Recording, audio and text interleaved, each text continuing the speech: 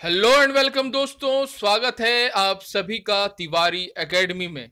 दोस्तों, आज के इस वीडियो में हम लोग जान लेंगे क्लास 7 के साइंस का 18th चैप्टर अपशिष्ट जल की कहानी के बारे में और साथ ही जान लेंगे इस चैप्टर से जुड़े क्वेश्चंस और आंसर्स के बारे में। तो फ्रेंड्स, चलिए आज का ये वीडियो हम स्टार्ट करते हैं।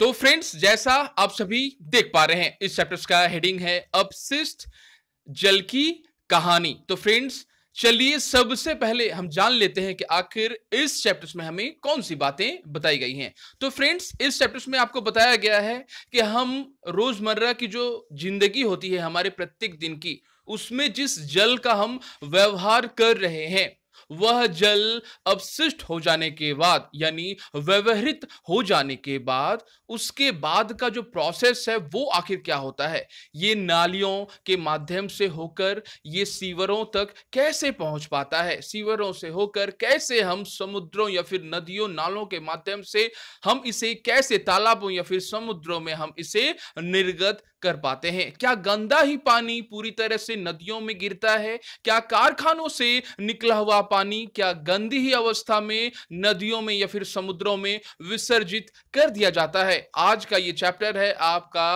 अपशिष्ट जल की कहानी के बारे में। कैसे कोई अपशिष्ट जल, गंदा जल का किस तरह से पूरा परिवहन हो रहा है, ठीक है ना, उसके बारे में आज आपका ये चैप्टर है, जहां पर आपको यह बात भी पता चलेगी कि गंदा जल, अपशिष्ट जल का जो शोध है वो किस प्रकार से संपन्न होता है। ठीक है ना फ्रेंड्स? तो फ्रेंड्स, चलिए सबसे पहले हम जान लेते हैं कि आखिर इस चैप्टर के हेडिंग्स में बताए गए इस अपशिष्ट जल का आखिर क्या मतलब होता है। तो फ्रेंड्स, जैसा आप सभी जानते हैं, जल क्या होता है? जल हमारे इस पूरे पृथ्वी पर घिरा हुआ है, जिसके कारण से हम अगर अंतरिक्ष से हम पृथ्वी को देखते हैं तो वह नीली दिखाई पड़ती है जल की उपस्थिति के कारण।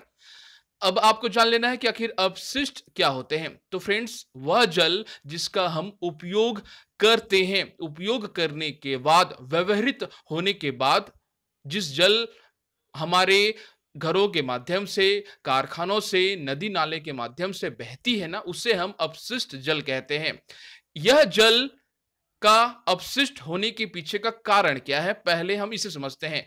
तो फ्रेंड्स, आप सभी जानते हैं यूनिवर्सल सॉल्वेंट के रूप में हम जल को ही मानते हैं। जल एक यूनिवर्सल सॉल्वेंट है, एक घोलक है जो अपने अंदर जितने भी सारे प्रदूषित जो अवयव हैं वो अपने अंदर घोल लेती हैं। याद रखना है आपको इन बातों को, ठीक है ना।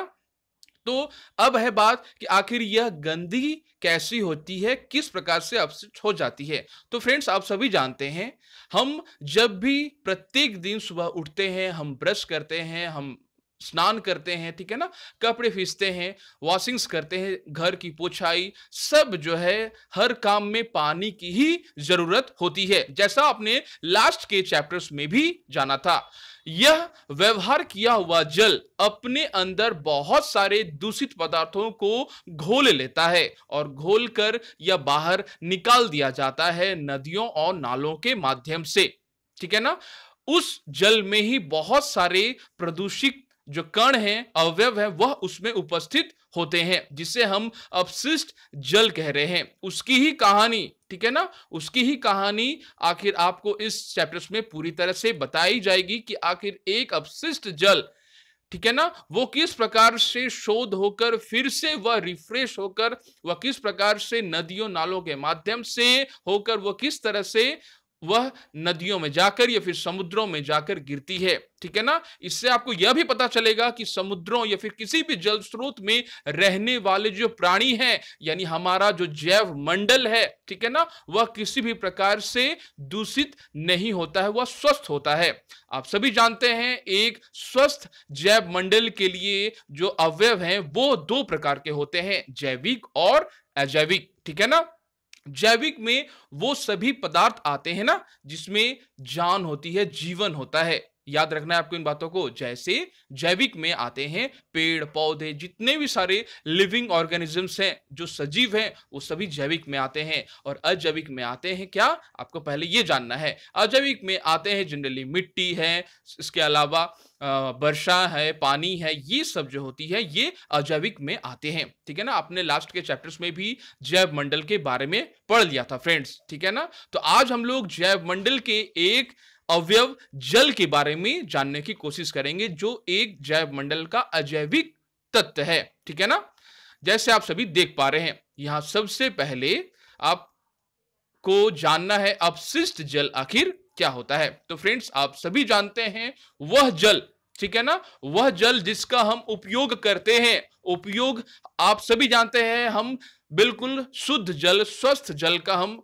उपयोग करते हैं। ठीक है ना, जब भी हम किसी साफ स्पष्ट शुद्ध जल का उपयोग करते हैं, जब भी उस जल में प्रदूषित कण उपस्थित हो जाते हैं उपयोग करने के बाद, तो वह जल अपशिष्ट जल हो जाता है। जैसा आप सभी देख पा रहे हैं झाग से भरपूर जो जल होता है, तेल मिश्रित जल, काले भूरे रंग का जल जो सिंक और शौचालय, लॉन्ड्री आदि से नालियों में जाता है, वह अपशिष्ट ही जल है। आप सभी जानते हैं नदियों नालियों के माध्यम से, नदी और नालों के माध्यम से जो जल हमारे शहर, हमारे पड़ोस, ठीक है ना, से बह रही है, वह अपशिष्ट जल है। याद रखना है, ठीक है ना आपको। अब आपको जान लेना है कि इस जल को हम कैसे स्वच्छ बना सकते हैं, कैसे यह हमारे पर्यावरण के लिए स्वस्थ हो सकता है। तो इसके लिए हमें जरूरत होती है जल के शोध की, जल के ट्रीटमेंट की, वाटर के ट्रीटमेंट की। याद रखना है आपको। अब आपको जान लेना है कि आखिर जो जल है, ठीक है ना, वह उसमें काफी सारे दूषित पदार्थ उपस्थित होते हैं जो हमारे वातावरण के लिए काफी हानिकारक होते हैं।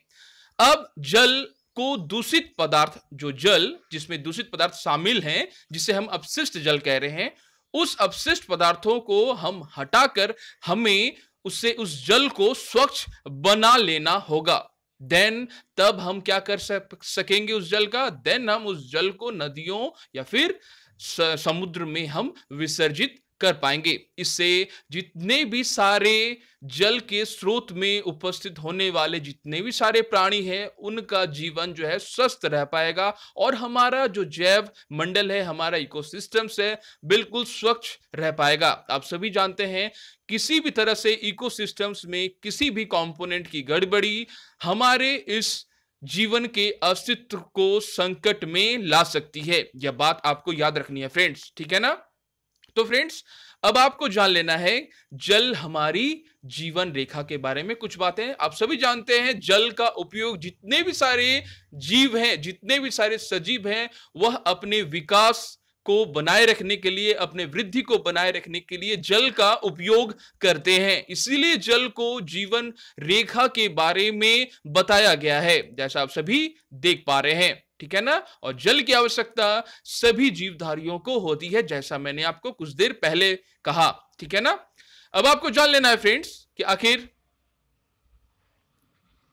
आप देख पा रहे हैं कि आखिर हम जान लेंगे जीवन के लिए जल। आप देख पा रहे हैं इस शब्द को, इस शब्द के बारे में अगर हम जान लेंगे सबसे पहले कि जीवन के लिए जल, यह आखिर क्या हुआ, ठीक है ना। इस शब्द का मतलब आखिर क्या है, आप सभी जानते हैं कि जैसा मैंने कुछ देर पहले ही कहा, सभी जीवों को आवश्यकता होती है जल की। क्या जल के बिना कोई भी जीवधारी जीवित रह सकते हैं? इसका उत्तर होगा सीधा, पूरी तरह से नहीं, ठीक है ना। कोई भी जीव जल के बिना जीवित नहीं रह सकता है, ठीक है ना। यहां तक कि आपने लास्ट के चैप्टर्स में भी पढ़े थे, शैवाल जो पनपते हैं उसे भी जल की आवश्यकता होती है, ठीक है ना। और पेड़ पौधे भी जल की ही सहायता से प्रकाश संश्लेषण की प्रक्रिया को संपन्न करते हैं। अगर किसी भी ऐसा जमीन, ऐसा मिट्टी, ऐसा अजैविक तत्व जो हमारे वायुमंडल में उपस्थित नहीं हो, तो क्या पेड़ पौधे विकास कर पाएंगे? ध्यान देना है, मिट्टी, मिट्टी में ही पेड़ों का जन्म होता है। मिट्टी में अगर पोषक तत्व की कमी हो, जल की कमी हो, तो क्या पेड़ पौधे ग्रो कर पाएंगे? इसका उत्तर होगा नहीं। और अगर पेड़ पौधे ना हो, ठीक है ना, तो क्या हमारा अस्तित्व रह पाएगा? इसका उत्तर होगा नहीं फ्रेंड्स। पेड़ पौधे ना होने पर हमारा भी अस्तित्व संकट में पड़ जाएगा। इसीलिए जीवन के लिए जल का जो उपयोग है काफी महत्वपूर्ण बताया गया है। आप सभी जानते हैं फ्रेंड्स, पूरे विश्व भर में 22 मार्च को, ठीक है ना, यूनाइटेड नेशंस ऑर्गेनाइजेशन, संयुक्त राष्ट्र की जो एक संघ है, उसके द्वारा 22 मार्च को जल दिवस के रूप में मनाया जाता है। याद रखना है आपको इन बातों को। और हम भी 22 मार्च को, हमारा देश भारत भी 22 मार्च को जल दिवस के रूप में मनाते हैं, ठीक है ना। जल दिवस के रूप में आपको अपने पास के पड़ोस में, ठीक है ना, आसपास में क्या करना है, जल को लेकर कार्यक्रम जो है उस 22 मार्च के दिन जरूर होने चाहिए। इससे आपको जागरूक करना है आपके अपने पास पड़ोस के लोगों को। और आपने कई बार देखा होगा कि लोग जो है वो ब्रश करते समय या फिर स्नान करते समय, नहाते समय क्या करते हैं, टैप और कल को खोल कर रख देते हैं। इसे स्वस्थ, बिल्कुल स्वच्छ पानी जो है वह पूरी तरह से बर्बाद होता है, ठीक है ना। और नदियों नालों के माध्यम से वह जल अपशिष्ट हो जाता है और फिर सागरों और नदियों तक पहुंचता है। ध्यान देने वाली बात है फ्रेंड्स, ठीक है ना। अब हम लोग जान लेंगे फ्रेंड्स कि आखिर जल की सफाई, जो अपशिष्ट जल जो है उसकी सफाई करने का जो प्रक्रम है वह किस प्रकार से हो पाता है। जैसा आप सभी देख पा रहे हैं, जल की सफाई, तो फ्रेंड्स आप सभी जानते हैं यह जो जल है, जल की जो कुल मात्रा है हमारे इस पृथ्वी पर बिल्कुल कांस्टेंट है। याद रखना है, ठीक है ना, कांस्टेंट है जल की मात्रा। जो जल हमें वर्षा के माध्यम से मिलती है वह बिल्कुल स्वच्छ और शुद्ध जल होता है। वर्षा का ही जल भूमि में रिसकर भूमिगत जल को क्रिएट करता है, पैदा करता है, और उस भूमिगत जल को ही हम पान करते हैं, हम पीते हैं। ध्यान रखना है फ्रेंड्स, ठीक है ना। अब है जो जल हम व्यवहार कर रहे हैं, ठीक है ना, वह जल व्यवहार होने के बाद उसमें काफी सारे प्रदूषित कण उपस्थित हो जाते हैं जो नदियों के माध्यम से पहुंचता है, जैसा मैंने आपको कई बार बताया। अब है उस जल में बहुत सारे वाहित मल जो हैं वह उसमें आ जाते हैं। जैसा आप सभी जानते हैं, जल के प्रदूषक को अलग करने की जो प्रक्रिया है, जल में उपस्थित प्रदूषकों को अलग करने की प्रक्रिया ही जल की सफाई के रूप में जाना जाता है। याद रखना आपको इन बातों को, ठीक है ना। जल में जितने भी सारे प्रदूषक होते हैं उसे अलग करने की विधि, उसे अलग करने की प्रक्रिया ही जल की सफाई के नाम से जाना जाता है, ठीक है ना। अब आपको जान लेना है कि आखिर वाहित मल उपचार, इस शब्द का आखिर क्या मतलब होता है। तो जैसा आपको मैंने कुछ देर पहले ही बताया कि जल का उपयोग होने से पहले, ठीक है ना, जल का उपयोग होने से पहले उसमें किसी भी प्रकार का प्रदूषक उपस्थित नहीं होता है। लेकिन जब भी जल उपयोग कर लिया जाता है उसमें विभिन्न प्रकार के जो कण हैं, विभिन्न प्रकार के जो अवयव हैं, प्रदूषित कण हैं उसमें उपस्थित हो जाते हैं और जल को गंदा कर देता है, और जल गंदा हो जाता है, अपशिष्ट हो जाता है, ठीक है ना। अपशिष्ट जल के उपचार का यह प्रक्रम सामान्य रूप से वाहित मल उपचार के रूप में जाना जाता है। जब भी हम जल से प्रदूषकों को अलग करने का जो प्रक्रम है, जिसे हम जल की सफाई कह रहे हैं, उसका दूसरा नाम आखिर वाहित मल उपचार भी हम उसे कहते हैं। याद रखना है आपको इन बातों को, ठीक है ना। तो फ्रेंड्स अब हम लोग आगे बढ़ेंगे और देख लेंगे कि आखिर विस्तार रूप से आखिर वाहित मल आखिर क्या है। जैसा आप सभी इसके नाम से ही पता चल रहा है कि वाहित मल आखिर क्या है। तो फ्रेंड्स, वाहित मल घरों, उद्योगों, अस्पतालों या फिर कार्यालय, अन्य उपयोगों के बाद प्रवाहित किया जाने वाला अपशिष्ट जल ही वाहित मल है। याद रखना आपको, ठीक है ना। इसमें वर्षा का जल, जैसा मैंने कहा, वर्षा का जल प्योर फॉर्म में होता है जो हमें बादलों से मिलता है, जब इसमें वर्षा का जल भी सम्मिलित है। याद रखना है, जो तेज वर्षा के समय गलियों में बहता है, वर्षा का जल जो प्योर शुद्ध फॉर्म में है वह जब मिट्टी में पड़ता है, नदियों नालों के माध्यम से वह जल गलियों में बहता है, तो वह वाहित मल ही होता है, ठीक है ना। सड़कों और छतों से बहकर आने वाला वर्षा का जल अपने साथ हानिकारक पदार्थों को भी ले आता है। याद रखना है, वाहित मल क्या होता है विशेष रूप से अगर हम ध्यान दें तो वाहित मल द्रव रूपी अपशिष्ट होता है। यह कई बार आपको एग्जामिनेशंस में पूछा जाता है फ्रेंड्स कि वाहित मल वास्तव में होता है क्या है, तो वाहित मल द्रव रूपी अपशिष्ट होता है। इसमें अधिकांश जल होता है और जल में घुले हुए निलंबित अपद्रव्य होते हैं, गंदे पदार्थ होते हैं, ठीक है ना। यह अपद्रव्य संदूषक कहलाते हैं, ठीक है ना, याद रखना है, यही अपद्रव्य संदूषक कहलाते हैं। और संदूषक की ही उपस्थिति किसी शुद्ध जल को बिल्कुल अपवित्र कर देती है और इसे बिल्कुल अपशिष्ट जल बनाती है। याद रखना है आपको इन बातों को। अब है आपको जान लेना कि आखिर जल में, एक वाहित जल में, एक अपशिष्ट जल में कौन कौन से तत्व जो है वो शामिल होते हैं जिसका हम उपयोग कर रहे हैं। यानी घरों से निकलने के बाद, किसी उद्योग से निकलने के बाद, किसी कारखानों से निकलने के बाद जल में कौन कौन से तत्व जो है वो शामिल हो जाते हैं। जैसा आप सभी देख पा रहे हैं, जल में उपस्थित हो जाते हैं जो तत्व वो है कार्बनिक, ठीक है ना, वह है अकार्बनिक, वह है पोषक तत्व और जीवाणु, ठीक है ना, याद रखना है। यानी कार्बनिक अशुद्धियां उसमें उपस्थित होती हैं, जैसा मानव मल, ठीक है ना, वह उपस्थित हो जाता है। जैविक अपशिष्ट पदार्थ, तेल, यूरिया, मूत्र, ये सब वाहित मल में उपस्थित हो जाते हैं। साथ में आपको जान लेना है कि इसके अलावा भी बहुत सारे ऐसे तत्व हैं, कंपोनेंट्स हैं, अवयव हैं जो उपस्थित होते हैं, जैसे फल और सब्जी का कचरा, यह भी उस वाहित मल में, अपशिष्ट जल में उपस्थित हो जाता है, जो जल को संदूषक बना देता है। साथ में आपको जान लेना है कि आखिर अकार्बनिक अशुद्धियां कौन सी हैं। जैसा आप सभी देख पा रहे हैं, अकार्बनिक अशुद्धियों में हम कहेंगे नाइट्रेट, फॉस्फेट, धातुओं, ये सब की जो मात्राएं हैं उस जल में उपस्थित हो जाती है, ठीक है ना, जो जल को गंदे बनाते हैं। पोषक तत्व कौन से हैं जो गंदे जल में उपस्थित होते हैं फ्रेंड्स, यह बात भी आपको याद रखनी है। फास्फोरस और नाइट्रोजन युक्त पदार्थ जो है वह पोषक तत्व के रूप में जल में उपस्थित होते हैं। आप सभी जानते हैं हमारे जो शरीर का, ठीक है ना, जो यूरिया, जो मलमूत्र निकलता है वह उसमें काफी ज्यादा नाइट्रोजन युक्त पदार्थ होता है, ठीक है ना, याद रखना है आपको।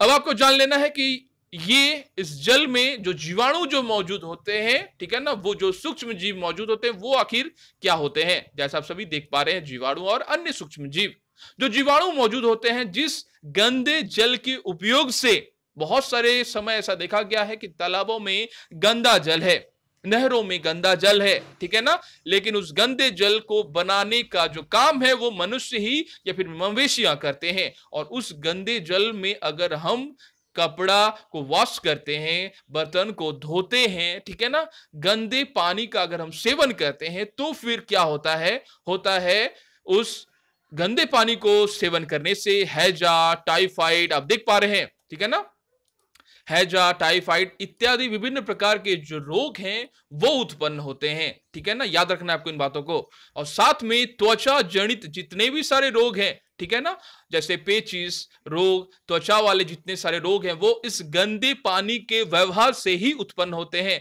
या दांत, खाज, खुजली, बहुत सारे ऐसे जो रोग हैं, डिजीज हैं, जो स्किन डिजीज होते हैं वो इस गंदे पानी के उपयोग से ही होते हैं, याद रखना है। यानी एक स्वस्थ पानी को संदूषक बना देते हैं विभिन्न प्रकार के अवयव, जिसमें कार्बनिक अशुद्धियां या फिर अकार्बनिक अशुद्धियां, पोषक तत्व, जीवाणु और कई तरह के सूक्ष्म जीव जिसमें मौजूद होते हैं। फ्रेंड्स, अब हम लोग जान लेंगे कि आखिर जल शोधन क्या होता है। जल शोधन आप देख पा रहे हैं, जल शोधन एक घटनापूर्ण यात्रा, उसके बारे में बताया गया है। तो फ्रेंड्स, आप सभी जानते हैं कि एक अपशिष्ट जल में, एक वाहित मल में एक जटिल वह एक मिश्रण होता है, ठीक है ना, जिसमें विभिन्न प्रकार के ठोस भी शामिल होते हैं, विभिन्न प्रकार के कार्बनिक पदार्थ भी शामिल होते हैं, अकार्बनिक पदार्थ भी शामिल होते हैं, अशुद्धियां होती हैं, पोषक तत्व होते हैं, कई सारे मृत जीवी, इसके अलावा सूक्ष्म जीव जो है वह उसमें उपस्थित होते हैं, और रोगवाहक जो जीवाणु है, बैक्टीरिया है, सूक्ष्म जीव है, वह भी उसमें उपस्थित होते हैं, ठीक है ना, याद रखना है आपको इन बातों को।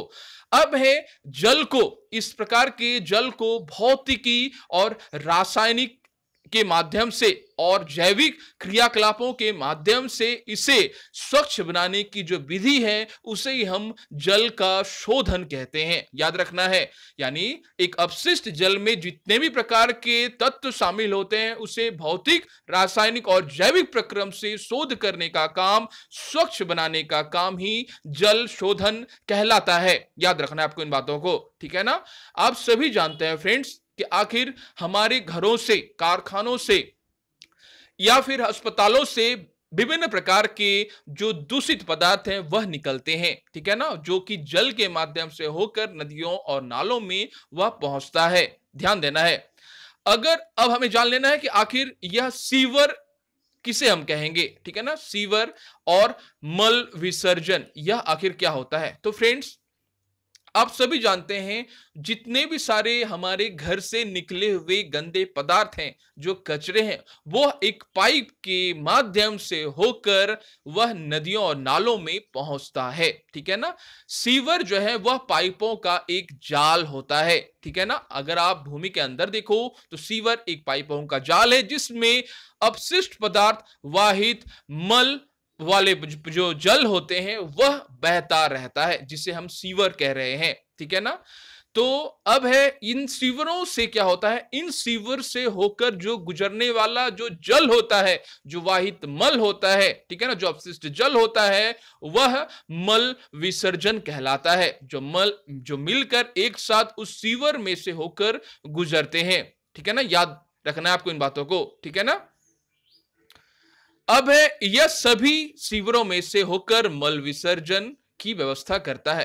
एक्चुअली साधारण रूप से, अगर वास्तव रूप से देखा जाए तो सीवर जो है मल विसर्जन करने की एक प्रक्रिया है, एक प्रक्रम है, एक परिवहन तंत्र है। ध्यान देना है आपको इन बातों को, ठीक है ना। जो घर से, ठीक है ना, या फिर किसी कारखाने से, अस्पतालों से किसी भी अपशिष्ट पदार्थों को निकालने का एक विधि, एक प्रक्रम होता है, ठीक है ना। अब है आपको जानना कि आखिर जो वाहित मल है उसे उसके उद्गम स्थान से लेकर उसके बिल्कुल अंत तक निपटान के तंत्र जो है वहां तक जो है इसे ले जाना होता है, ठीक है ना। समझना आपको बातों को, यानी जो जगह जहां से गंदगी उत्पन्न हो रही है, मान लेते हैं वह जो घर है, और उसके लास्ट तक पहुंचाना, ठीक है ना, उसके अंत वाले जगह तक पहुंचाना जहां पर उसका निपटान हो सके, जहां पर उसे शोध किया जा सके। याद रखना है, ठीक है ना। वहां तक पहुंचने की पूरी प्रक्रिया जो है वह संपन्न होती है जल के शोध में। ध्यान देना है। अब आपको जान लेना है कि आखिर ये जो मल व्यवस्था है, आपने कई बार सुना होगा मैन होल, ठीक है ना। मैन होल क्या होता है? मैन होल में विभिन्न प्रकार के पाइप, ठीक है ना, सीवरों के पाइप के माध्यम से जो जो जितने भी सारे अपशिष्ट पदार्थ हैं, जो गंदे वाहक हैं जल के साथ, वह आकर मिलते हैं, ठीक है ना। और मैन होल में से होकर वह ट्रीटमेंट के लिए जाते हैं, जल शोध के लिए जाते हैं। यानी मल व्यवस्था में मैन होल सामान्यतः प्रति 50 से 60 मीटर की दूरी पर उपस्थित होता है, जिसमें दो से अधिक सीवरों के संधि स्थल पर अथवा उन स्थानों पर स्थित होते हैं जहां दिशा में परिवर्तन होता है। याद रखना है, मैनहोल जो है वह व्यवस्था है जहां पर 50 से 60 किलोमीटर के डिस्टेंस में वह पाए जाते हैं। वहां से सीवरों को कई बार साफ सफाई भी की जाती है। यह बात भी आपको याद रखनी है फ्रेंड्स, जहां पर कई सारे लोग वह मैनहोल को साफ करने का जो काम है वह उसे करते हैं, ठीक है ना। अब हम लोग जान लेंगे कि आखिर अपशिष्ट जल उपचार संयंत्र के बारे में। जैसा आप सभी देख पा रहे हैं कि आखिर अपशिष्ट जल का किस प्रकार से उपचार होता है, किस प्रकार से ट्रीटमेंट होता है, उसके बारे में हम जान लेंगे कि आखिर वेस्ट वाटर का किस तरह से हम उसे ट्रीटमेंट कर पाते हैं। तो आप सभी जानते हैं कि एक अपशिष्ट जल में विभिन्न प्रकार के अवयव पदार्थ जो है शामिल होते हैं। उसे भौतिक, उसे जैविक, उसे रासायनिक प्रक्रम के माध्यम से साफ करने की जो प्रक्रिया है उसे हम जल शोधन कहते हैं, जल का उपचार संयंत्र कह रहे हैं। ध्यान देना है, ठीक है ना। तो आखिर होता क्या है? जल में विभिन्न प्रकार के ठोस, भी शामिल होते हैं, विभिन्न प्रकार के जैविक तत्व शामिल होते हैं, विभिन्न प्रकार के सूक्ष्म जो जीव हैं वह भी शामिल होते हैं। अब हम इन्हें क्या करना है, इन्हें विभिन्न प्रकार के दृष्टिकोण से उन्हें बांट देना है, अलग कर देना है उस अपशिष्ट जल के साथ जो मौजूद होते हैं। जैसा आप सभी देख पा रहे हैं, सबसे पहले क्या करते हैं, जल के उपचार संयंत्र में सबसे पहले अपशिष्ट जल को एक ऊर्ध्वाधर लगी छड़ों से बने सलाखों के, जो कि छन्ने का काम करती है, ठीक है ना, उसके माध्यम से होकर गुजारा जाता है, जिससे क्या होते हैं, बड़े बड़े प्लास्टिक के पैकेट, टुकड़े, डंडियां, डब्बे, नैपकिन वगैरह उसमें फंस जाते हैं और जो जल है वो बाहर निकल जाता है। यानी बड़ा वाला जो टुकड़ा है, जो बड़े बड़े साइज के जो ठोस पदार्थ होते हैं, वह उस सलाखों के बीच फंस जाते हैं और जल जो है उस सलाखों को पार करते हुए आगे पहुंचता है, ठीक है ना। यह है वाटर ट्रीटमेंट, पूरा प्रोसेस आपको बताया गया है शॉर्ट में, ठीक है ना। देन क्या होता है, उसके बाद आप देख पा रहे हैं पिक्चर्स में, अब वाहित अपशिष्ट जल को ग्रीट, ठीक है ना, बालू अलग करने की टंकी में लाया जाता है। इस टंकी में अपशिष्ट जल का जो क्रम है उसे छोड़ दिया जाता है। क्यों किया जा रहा है फ्रेंड्स, क्योंकि ठोस पदार्थ निकलने के बाद जो मिट्टी, जो जल के, जो बालू के कण जो मौजूद होते हैं उसे भी अलग कर लिया जाता है। जैसा आप सभी जानते हैं कि वाहित अपशिष्ट जल को ग्रीट, जो बालू के कण जो मौजूद होते हैं, उसे एक ऐसी टंकी में लाया जाता है जो कि उस टंकी में पेंदी में वह जाकर नीचे बैठ जाता है, ऊपर से पानी को बाहर निकाल लिया जाता है, ठीक है ना।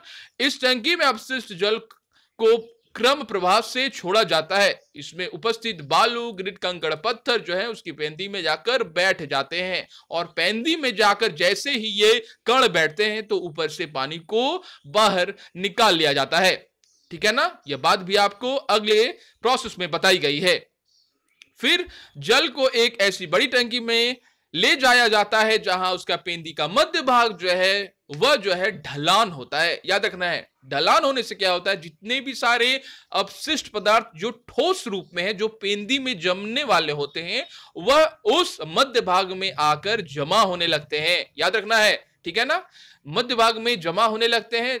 इसमें कई प्रकार के मनुष्य के मल तक भी शामिल होते हैं, याद रखना है, ठीक है ना। वह बीच में आकर मध्य भाग में जमने लगते हैं, बैठने लगते हैं। इन अशुद्धियों को खुरच कर बाहर निकाल लिया जाता है। इसे ही हम आपंक या फिर स्लज कहते हैं, याद रखना है, ठीक है ना। तो फ्रेंड्स, कई बार आपको पूछा भी जाता है यह पूरा प्रक्रम आपको एग्जामिनेशंस में, ठीक है ना, याद रखना आपको इन बातों को। तो जल को क्या किया जाता है फ्रेंड्स, बड़ी सी टैंकी में ले जाया जाता है जहां पर इसके मध्य भाग का जो हिस्सा है वह ढलान की तरफ होता है, जहां पर मनुष्य के मल वगैरह जितने भी सारे पदार्थ हैं वह बीच में आकर जमने लगते हैं और फिर उसे बाहर निकाल दिया जाता है, जिसे हम आपंक या फिर स्लज कह रहे हैं, ठीक है ना, याद रखना है। अब इन अशुद्धियों को हटाने के लिए जो स्कीम, जो तरकीब लगाई जाती है वह है स्कीमर का उपयोग किया जाता है, ध्यान देना है, ठीक है ना।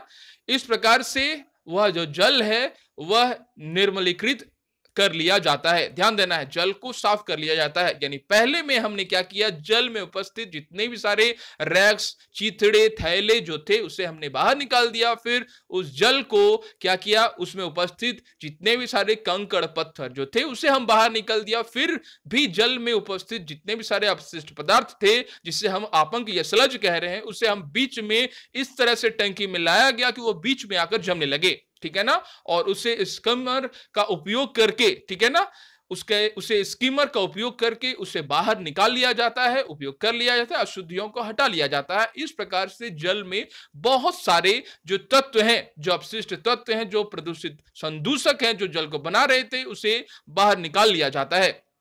अब है जल को आखिर जैविक पदार्थों को हटाने का जो प्रक्रम है उसे करना है, ठीक है ना, ध्यान देना है। जैसे कई घंटे के बाद अब होता क्या है समझना है, आपंक को एक पृथक टंकी में स्थानांतरित किया जाता है, ठीक है ना। जो आपंक होते हैं, जो स्लज होते हैं, उसे एक पृथक टंकी में स्थानांतरित किया जाता है और वहां पर अवायवीय, ध्यान देना है, अवायवीय जीवाणु की उपस्थिति होती है वहां पर, ठीक है ना। उसके द्वारा उसे अपघटित कर दिया जाता है, उसे डिकम्पोज कर दिया जाता है फ्रेंड्स, ठीक है ना, वह मनुष्य वाले जो मल होते हैं, मलमूत्र जो होते हैं, उसे क्या कर लिया जाता है, अवायवीय श्वसन। आप जानते हैं अवायवीय श्वसन, वायवीय श्वसन आखिर क्या होता है, आपने लास्ट के क्लासेस में भी पढ़े थे और इस क्लासेस में भी पढ़े थे, ठीक है ना। अवायवीय श्वसन के माध्यम से जो जीवाणु जो रेस्पिरेशन करते हैं, उसे वह डिकम्पोज करते हैं, वो मलमूत्र को, अपंक को, और फिर उसमें से जो तैयार होता है जो गैस, वह हम कहते हैं उसे बायोगैस, ठीक है ना। बायोगैस जैव गैस के रूप में उसे ईंधन का उपयोग, उस गैस का उपयोग किया जाता है, जिसमें बिजली भी बनती है, विद्युत बनती है, बल्ब जलते हैं, पंखे चलते हैं, याद रखना है। और साथ में आपको यह बात भी जान लेनी है कि उस अपघटित किए हुए पदार्थों का उपयोग फसल के रूप में, फसलों के विभिन्न प्रकार के फर्टिलाइजर्स के रूप में जो है उसका उपयोग किया जाता है। आप सभी जानते हैं फ्रेंड्स, ठीक है ना। तो फ्रेंड्स अब आपको जान लेना है कि आखिर इसके बाद वाला जो प्रोसेस है वो आखिर क्या होता है। निर्मलीकृत जो जल पंप द्वारा वायु को गुजारा जाता है, इसमें अवायवीय जीवाणु की वृद्धि होती है। यह जीवाणु निर्मलीकृत जल में अब भी बचे हुए मानव के अवशिष्ट पदार्थों को, खाद्य पदार्थों को, छिलके को, साबुन को, अवांछनीय पदार्थों का उपयोग कर लेते हैं। ध्यान देना है, ठीक है ना। उसके बाद वाला जो प्रोसेस होता है, कई घंटों के बाद जल में जितने भी सारे निलंबित उपस्थित जो सूक्ष्म जीव होते हैं, टंकी की पेंदी में अकृत जो अपंक के रूप में बैठ जाते हैं, ठीक है ना। अब ऊपर से शीर्ष भाग से जल को निकाल लिया जाता है, ठीक है ना, याद रखना है। अकृत अपंक लगभग 97% का जो है वह जल होता है। गंदगी अब उसमें होने की जो मात्रा है वह काफी कम होती है, फिर भी जल को ऊपर से ही निकाल लिया जाता है, ठीक है ना, याद रखना है आपको इन बातों को। अब आपको जान लेना कि जो अपंक जो शुष्क हो जाते हैं, जैसा मैंने आपको कुछ देर पहले कहा कि बायोगैस का क्रिएशन किस तरह से हो रहा है, जैव गैस का क्रिएशन किस प्रकार से हो रहा है, अवायवीय श्वसन जो करते हैं जिस प्रकार के जीव, उसके द्वारा इनका विघटन किया जाता है। जो पदार्थ, ठीक है ना, जो स्लज, जो अपंक जो है वह जब सूख जाता है, ठीक है ना, वह सूखे अपंक का उपयोग खाद के रूप में, जैसा मैंने कहा फर्टिलाइजर्स के रूप में फसल को दिया जाता है। मिट्टी की उर्वरा शक्ति को बढ़ाई जाती है, क्योंकि उसमें काफी ज्यादा पोषक तत्व जो है वो शामिल होते हैं, याद रखना है, ठीक है ना, जो कि मिट्टी में चले जाते हैं।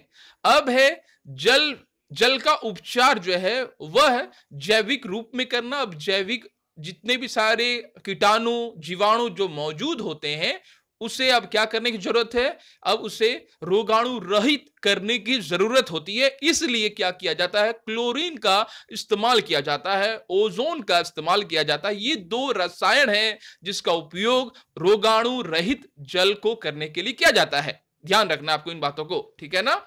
और जल को फिर से वितरण तंत्र द्वारा निर्मुक्त करने की जो बातें हैं वह इसमें होती है। यानी पहले हम ट्रीट करेंगे, पहले हम जल को शोध करेंगे, अंततः लास्ट तक हम क्लोरीन और ओजोन जैसे दो सक्रिय जो केमिकल्स होते हैं, रसायन है, उनका उपयोग करने के बाद ही फिर हम इसे जो है नदियों में या फिर समुद्रों में बहाते हैं। ध्यान देना है, या फिर विसर्जन करते हैं, ठीक है ना।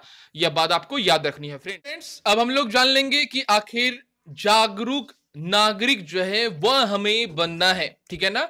कैसे हम अपने आसपास वाले जगहों में कैसे हम सफाई रख पाएंगे, ठीक है ना, उसके बारे में है ये बात। तो फ्रेंड्स चलिए सबसे पहले हम लोग जान लेंगे कि आखिर अपशिष्ट जो पदार्थ है उनकी उत्पत्ति आखिर कहां से होती है। तो फ्रेंड्स अपशिष्ट पदार्थों की जनरली जो उत्पत्ति होती है वह घरों से ही होती है। कई बार देखा गया है कि जो घर है वहां पर हम लोग जो रसोई घर है वहां पर हम लोग चाय की जो पत्तियां हैं, जितने भी सारे फलों या फिर सब्जियों के जो छिलके हैं वो हम लोग यूं ही फेंक देते हैं नालियों में, ठीक है ना, जिसके कारण से जो नाली है वह जाम हो जाती है, जाम उसमें हो जाती है और पानी नहीं बह पाता है। जितने भी सारे प्लास्टिक्स के जितने भी सारे रैपर्स हैं, जितने भी सारे टुकड़े हैं, इसके अलावा बहुत सारे ऐसी गंदगियां हैं, अपशिष्ट पदार्थ हैं जो हम नालियों में बहा देते हैं। साथ में ऐसे जो वसा युक्त जो पदार्थ है, तेल युक्त जो है, इसके अलावा पेंट है, ग्रीस है, बहुत सारे ऐसी चीज है जो हम यूं ही नालियों में ही विसर्जित कर देते हैं।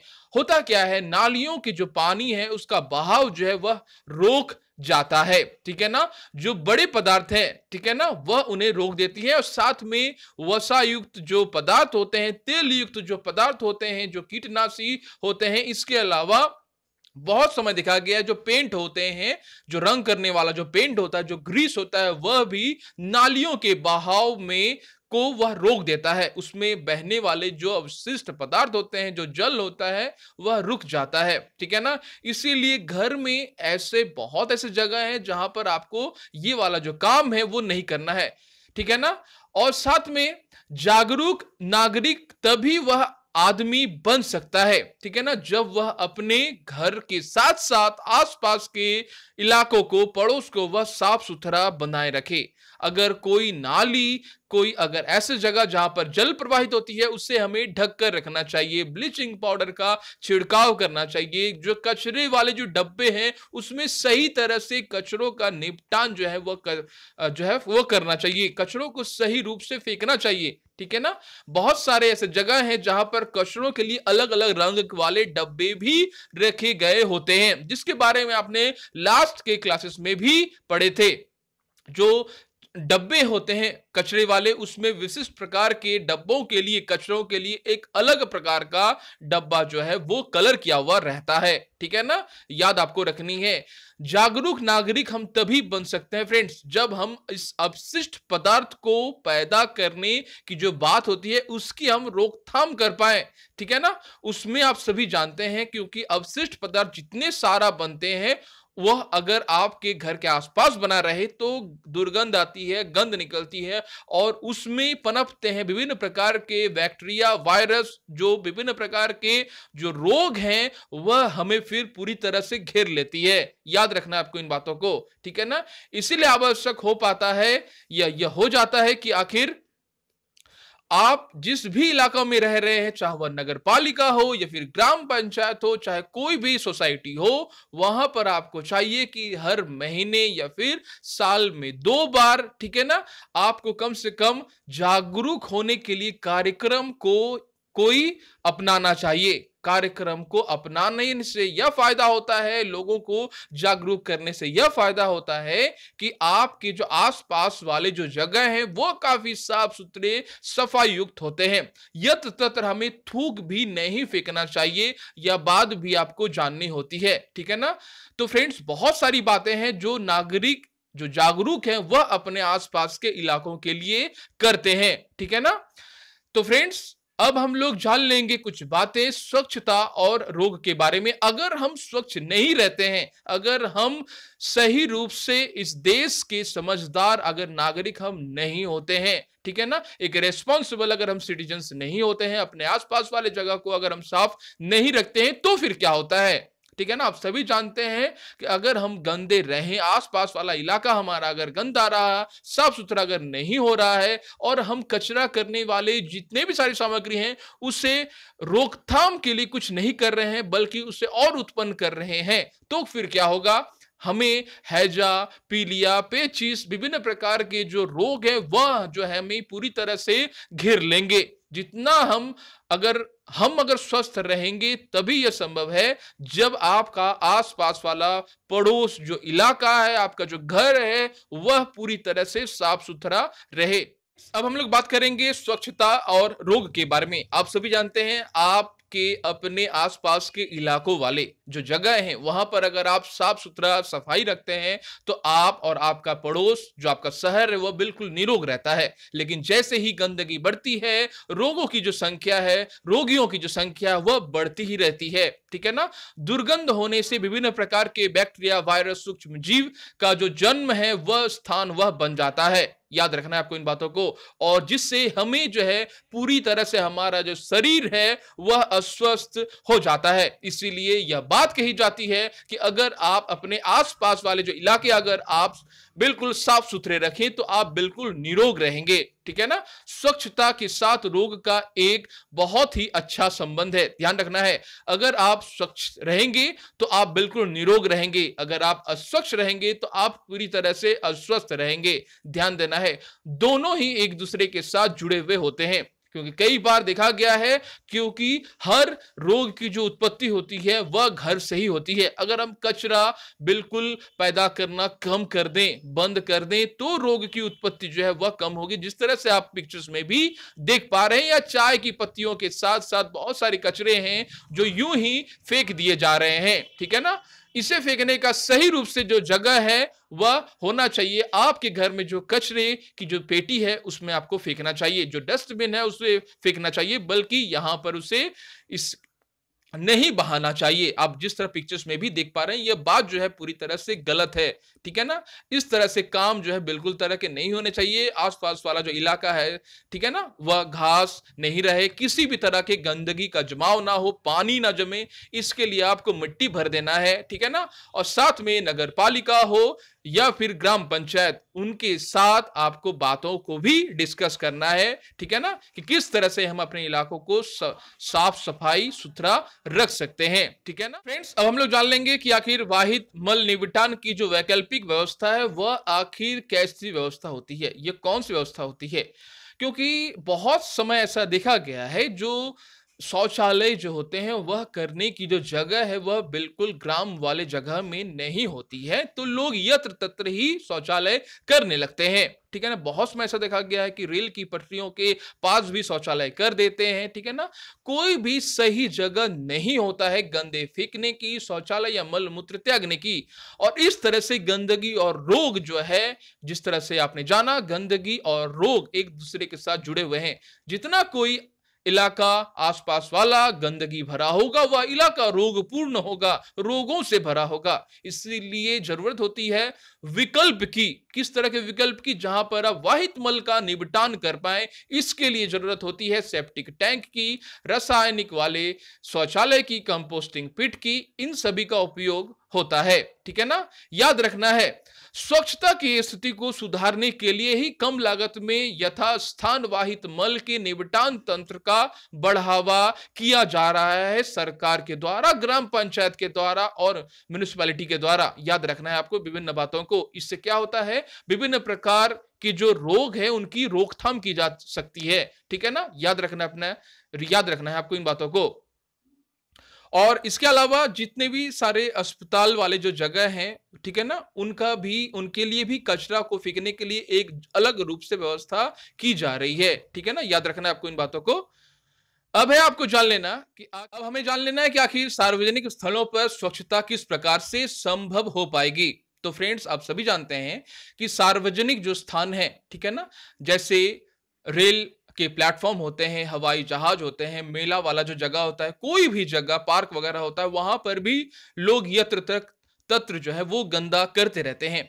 इसके पीछे का रीजंस क्या होता है? सख्ती से जो कानून है वह लागू ना हो पाना, ठीक है ना। इसके अलावा भी लैक होता है, अभाव होता है लोगों की सोच का, कि आखिर हम जहां पर हम खा रहे हैं उसके आसपास ही हम गंदा क्यों कर रहे हैं, ठीक है ना। इससे लोगों की सोच जो है उसमें भी काफी सारे अंतर देखी जाती है। अगर कोई भी एक आदमी अगर एक डस्टबिन में प्रॉपर रूप से गंदे को फेंके तो उसे ही देखकर आसपास के लोग उसको अवलंबन करेंगे। इससे क्या होगा, उनमें एक सचेतनता, एक विकास होगा सचेतन का, कि आखिर हमारे जो आसपास वाले जो इलाके हैं, जो जगह हैं जहां पर हम हर रोज जा रहे हैं, वह हमें गंदा नहीं करना चाहिए। बहुत समय देखा गया है कि जो स्टेशन, बस स्टैंड, एयरपोर्ट, अस्पताल वाले जो जगह होते हैं उसमें काफी भीड़ वाले जगह होते हैं, वो सार्वजनिक स्थल होते हैं।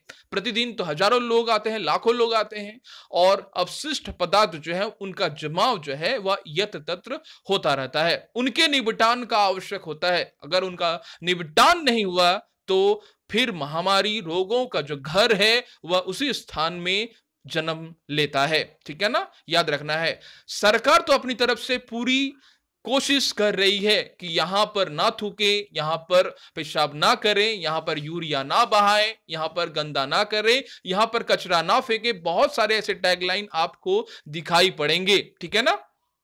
बहुत सारे बोर्ड भी आपको दिखाई पड़ेंगे, लेकिन जो ह्यूमंस हैं, जो नागरिक हैं, वो कहां सुनते हैं। ऐसा क्यों हो रहा है? क्योंकि सख्ती से कोई कानून, कोई एनफोर्समेंट जो लॉ है वह भारत में लागू नहीं है। इसीलिए शायद ऐसा हो रहा है, क्योंकि कई बार ट्रैफिक में हेलमेट को भी पहनने के लिए कहा जाता है, लेकिन लोग हेलमेट्स को भी नहीं पहनते हैं। पीछे का रीजंस, शक्ति भर का कानून नहीं है हमारे इस देश इंडिया में लागू, इसीलिए ऐसा हो रहा है, ठीक है ना।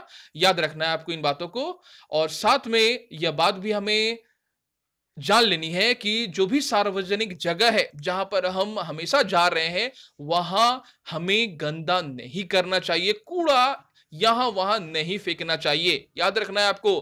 अगर आप एक ऐसे नागरिक बने, सचेतन नागरिक बने, जिससे आपके आस, आपका घर, आपका जो समाज है, आपका पास पड़ोस है, वह बिल्कुल स्वस्थ बनाए रखना है अगर आपको, तो आपको एक बिल्कुल एक रेस्पॉन्सिबल सिटीजन्स बनना होगा, ठीक है ना। तभी आप पूरी तरह से किसी भी रोग को पूरी तरह से आप खत्म कर पाएंगे। याद रखना है आपको इन बातों को फ्रेंड्स, ठीक है ना। तो फ्रेंड्स, आगे बढ़ेंगे इस वीडियो में और हम लोग जान लेंगे इस चैप्टर से जुड़े क्वेश्चंस और आंसर्स के बारे में। फ्रेंड्स, चलिए अब हम लोग देख ले रहे हैं कि आखिर प्रश्न नंबर 1 में हमसे क्या पूछे गए हैं। जैसा आप सभी देख पा रहे हैं, प्रश्न नंबर 1, रिक्त स्थानों की पूर्ति कीजिए, ठीक है ना। ये आपको कहा जा रहा है, प्रश्न नंबर 1 में आपको कुछ कथन दिए जा रहे हैं जो ब्लैंक्स हैं, ठीक है ना। आपको उन स्थानों को भरना है, पूर्ति करनी है। चलिए फ्रेंड्स, देख ले रहे हैं आखिर नंबर क में हमसे क्या पूछा गया है। आप देख पा रहे हैं नंबर क, जल को स्वच्छ करना डैश को दूर करने का प्रक्रम है। यह आपको सवाल नंबर 1 के क में पूछा गया है, जहां आपको पूछा जा रहा है कि जल को जो स्वच्छ करने की जो विधि है, ठीक है ना, उसमें हम लोग किस चीज को दूर करने का हम प्रक्रम जनरली हम साधारणतः करते हैं। तो फ्रेंड्स, आप सभी जानते हैं, मैंने आपको वीडियोस में भी बताया कि जल को स्वच्छ करना, ठीक है ना, उससे हम लोग किस तरह से वह पॉसिबल हो पाता है, जब हम उस जल से, ठीक है ना, जल से हम प्रदूषक को बाहर निकाल देते हैं, तो वह जल को स्वच्छ करने का प्रक्रम ही कहलाता है। यानी जल में घुलित प्रदूषक को जब हम उस प्रदूषक से जल को अलग कर देते हैं, तो उसे हम जल का स्वच्छ करना हम कहते हैं। याद रखना है आपको इन बातों को। आगे बढ़ेंगे नंबर नेक्स्ट में, ख में, घरों द्वारा निर्मुक्त किया जाने वाला अपशिष्ट जल डैश कहलाता है। काफी अच्छे से सवाल आपको पूछा जा रहा है कि आखिर जो ऐसे जो जल हैं, ठीक है ना, ऐसे अपशिष्ट जो जल हैं जो हम घर से निर्मुक्त करते हैं, ठीक है ना, जो डोमेस्टिक हाउसेस से जो घर अपशिष्ट जो जल हैं वो जनरली जो निर्मुक्त होते हैं, ठीक है ना, उन्हें हम क्या कहते हैं, ठीक है ना। तो घरों से निर्मुक्त किए जाने वाला अपशिष्ट जल डैश कहलाता है। वो क्या कहलाता है? वाहित मल। याद रखना है आपको, ठीक है ना, उन्हें हम वाहित मल के रूप से जानते हैं। आगे बढ़ेंगे, नंबर ग में देख लेंगे। नंबर ग में हमसे क्या पूछा गया है? शुष्क डैश का उपयोग खाद के रूप में किया जाता है। तो फ्रेंड्स, आप सभी जानते हैं जो शुष्क होते हैं ना, शुष्क मल का उपयोग हम क्या करते हैं? उपयोग हम खाद के रूप में करते हैं। जैसा आप सभी जानते हैं, जल में प्रदूषक जो है वो शामिल होते हैं, विभिन्न तरह के प्रदूषक शामिल होते हैं, जिसमें शामिल होता है मल भी, ठीक है ना। याद रखना आपको इन बातों को। अब हमें जान लेना है कि आखिर नालियों डैश और डैश के द्वारा अवरुद्ध हो जाती हैं, ठीक है ना। तो नालियां जो होती हैं वो किस किस चीज के द्वारा अवरुद्ध हो जाती हैं वो आपको बताने हैं। तो फ्रेंड्स, आप सभी जानते हैं जो नालियां होती हैं वो तेल के द्वारा वो क्या होती हैं? वो अवरुद्ध हो जाती हैं। साथ में वसा के द्वारा वो अवरुद्ध हो जाती हैं, ठीक है ना, ये याद भी आपको रखना है। और प्लास्टिक्स के जो कचरे होते हैं उनके द्वारा भी नालियां जो होती हैं वो अवरुद्ध हो जाती है, क्लॉग्ड हो जाती है नालियां, ठीक है ना, वो बंद हो जाती हैं। ये बात भी आपको याद रखनी है फ्रेंड्स, ठीक है ना। तो आपको लिखना है कि तेल और वर्षा के द्वारा अवरुद्ध हो जाती हैं, क्योंकि आप सभी जानते हैं, ठीक है ना, तेल जो होती है वो उनका जो डेंसिटी होता है, उनका घनत्व होता है, वो क्या होता है, पानी से कम होता है, ठीक है ना, याद रखना है। जो नालियों को जाम करने में काफी हद तक वो सहायता करती है, ठीक है ना। जितने भी सारे सामान होते हैं जिनका डेंसिटी पानी से कम होता है, वो जनरली क्या करते हैं, वो जल में, पानी में तैरते रहते हैं, ठीक है ना, याद रखना आपको इन बातों को। आगे बढ़ेंगे फ्रेंड्स, देख लेंगे प्रश्न नंबर 2 में हमसे क्या पूछे गए हैं। वाहित मल क्या है? आप देख पा रहे हैं प्रश्न में, ठीक है ना। वाहित मल क्या है? अनुपचारित वाहित मल को नदियों और अथवा समुद्र में विसर्जन करना हानिकारक क्यों है, समझाइए। ये आपका सवाल है कि आखिर वाहित मल क्या होती है। हम अनुपचारित, ऐसे अनुपचारित वाहित मल को अगर हम नदियों में हम विसर्जित अगर कर दें, समुद्रों में अगर विसर्जित कर दें, तो क्या होगा, वो क्यों हानिकारक हम उसे कह रहे हैं, इसके बारे में आपको बताना है, ठीक है ना फ्रेंड्स। तो फ्रेंड्स चलिए देख ले रहे हैं इस सवाल का उत्तर हमें किस तरह से देना है। आप सभी देख पा रहे हैं, आपको लिखना है वाहित मल एक तरल अपशिष्ट है जिसमें विभिन्न प्रकार की अशुद्धियां होती हैं। याद रखना है आपको, वाहित मल क्या है, एक तरल अपशिष्ट है जिसमें विभिन्न प्रकार की अशुद्धियां जो है, पॉल्यूटेंट्स जो है वो मौजूद होते हैं, जैसे घरों, कार्यालयों, ठीक है ना, आप देख पा रहे हैं, कारखानों, अस्पतालों आदि से पानी के साथ अशुद्धियों भी एक बड़े घटक के रूप में पानी में होती हैं। इसे ही हम वाहित मल कहते हैं। याद रखना है, वाहित मल जनरली एक तरल अपशिष्ट पदार्थ है। अपशिष्ट पदार्थ, कोई शुद्ध पदार्थ नहीं है, याद रखना है, एक गंदा पदार्थ है, अपशिष्ट पदार्थ है, ठीक है ना, जो जिसमें क्या होती है, विभिन्न प्रकार की अशुद्धियां जो होती है वो मौजूद होती हैं। जैसे घरों से निकलने वाले जितने भी सारे अशुद्धियों वाले अपशिष्ट जल जो होते हैं, कार्यालयों से निकलने वाले, ऑफिसों से निकलने वाले, कारखानों से निकलने वाले, हॉस्पिटल से निकलने वाले जो वाटर्स होते हैं, जो पानी होती है, उनके साथ अशुद्धियां भी निकलती हैं, ठीक है ना, जो एक बड़े घटक के रूप में पानी में होती है, मौजूद होती है, उसे ही हम वाहित मल कहते हैं। याद रखना आपको इन बातों को। अब है, इसमें जटिल मिश्रण भी होती है, इसमें ठोस प्रेजेंट होते हैं, ठोस कार्बनिक और अकार्बनिक अशुद्धियां, विभिन्न प्रकार के रोग के वाहक के जीव मौजूद होते हैं जो कि बैक्टीरिया और अन्य रोगाणुओं का कारण बनते हैं। याद रखना फ्रेंड्स, विभिन्न प्रकार के अशुद्धियां जो पानी में मौजूद होती हैं, वो क्या करती हैं, वो जल को इतना ही हानिकारक बना देती हैं कि उस जल के पीने से या उस जल के संपर्क में हमारा स्किन, हमारा त्वचा जैसे ही आता है, ठीक है ना, हमारे शरीर के प्रविष्ट करने से यहां तक कि खाना, थाली, बर्तन वगैरह धोना भी अगर उस गंदे पानी से हम करें, तो विभिन्न प्रकार के उस पानी में वहन करने वाले जो रोग हैं वो हमारे शरीर के अंदर तक पहुंचते हैं। याद रखना है।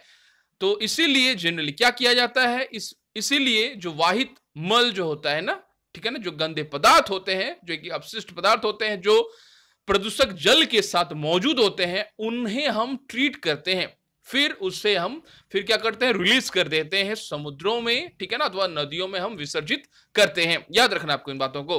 अगर हम नहीं करें तो क्या होगा, हमारा जो शरीर होगा वह रोगों से भर जाएगा। आप सभी को पता होनी चाहिए, ठीक है ना, क्योंकि ऐसे पानी में ही बैक्टीरिया और अन्य रोगाणु जो है वो पनपते हैं, ठीक है ना, और शरीर को अस्वस्थ बनाने में पूरी तरह से अपना योगदान देते हैं, ठीक है ना। अब आपको जान लेना है कि आखिर इसमें और हम बातों को हम कैसे लिखें, कि रोगों के बारे में हम कैसे बताएं कि आखिर आपको समझ में आए। जैसे आपको बताना है कि नदियों या समुद्रों में, ठीक है ना, अनुपचारित वाहित मल का निर्वहन जल संसाधनों को प्रदूषित करेगा। ध्यान देना है आपको बातों को कि नदियों अथवा समुद्रों में अनुपचारित वाहित मल का अगर हम निर्वहन करें तो जल संसाधन को वो प्रदूषित कर देगा, ठीक है ना। दूषित पानी जलीय पौधे और जानवरों के लिए भी खतरनाक है। ऐसे जानवर, ठीक है ना, जो जल में रह रहे हो उनके लिए भी खतरनाक है, ठीक है ना। बाहर से जब दूषित पानी को कोई जानवर पीता है तो उनके लिए भी यह पानी काफी खतरनाक साबित होती है। याद रखना है, प्रदूषित जल, ठीक है ना।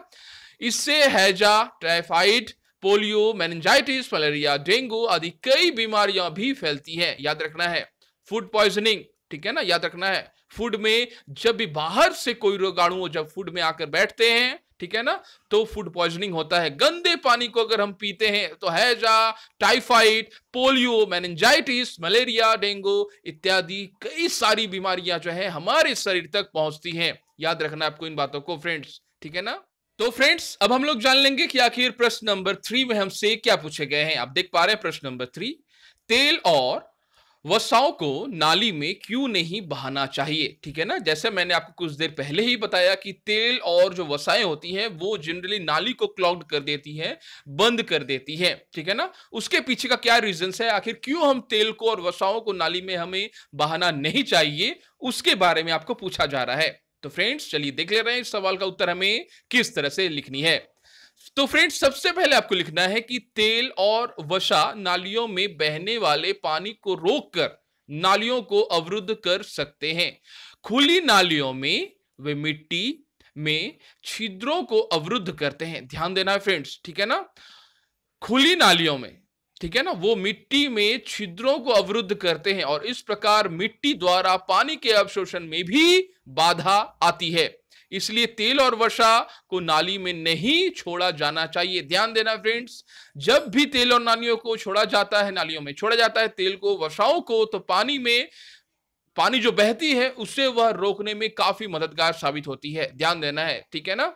और नालियों को वह अवरुद्ध कर देती है। और साथ में ऐसे जब मिट्टी में छोड़े जाते हैं, तो आप सभी ने कुछ चैप्टर्स पहले ही आपने पानी के बारे में पढ़ा, उसके परकोलेशंस रेट के बारे में जाना, ठीक है ना, कि किस तरह से पानी रिस रिस कर भूमि के अंदर जाती है, ठीक है ना, और भूमि जल का जो स्टोर है, ठीक है ना, वहां पर संचय होती है। वर्षा का पानी किस तरह मिट्टी में रिस कर अंदर तक जाता है, भूमि जल का गठन करता है, ठीक है, और वही भूमि जल को हम पीते हैं। अगर इस तरह से अगर वसा या फिर तेल जो है वो तेल वाला पानी अगर मिट्टी में जाए तो उस मिट्टी के छिद्रों को वह अवरुद्ध करने में काफी सहायक होती है। अब सभी को पता है तेल वाले जितने भी सामग्री है ना, उसमें बहुत ही जल्द गंदगी जो है वो बैठती है। याद रखना आपको इन बातों को। अगर तेल वाला कोई भी आप सामान देखेंगे तो उसमें सबसे ज्यादा गंदगी जो है वो बैठती रहती है, चिपकती रहती है, ठीक है ना।